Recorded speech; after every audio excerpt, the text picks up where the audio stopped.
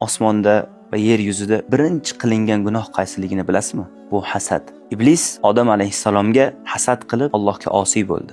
Qobil Hobilga hasad qilib uni o'ldirdi. Qarang, biri Allohning dushmaniga aylandi, hasad va kibr sabab. Biri esa qotilga aylandi. Asl sababi nima edi? U jinoyatlarning asl sababi hasad.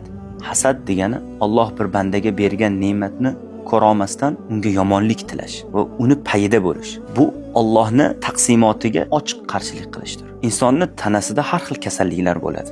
Saraton, infarkt, insult bo'ladi misol uchun. Va qalbda ham xuddi shunaqa kasalliklari bo'ladi. Va shu kasalliklarini eng kattalaridan biri hasad.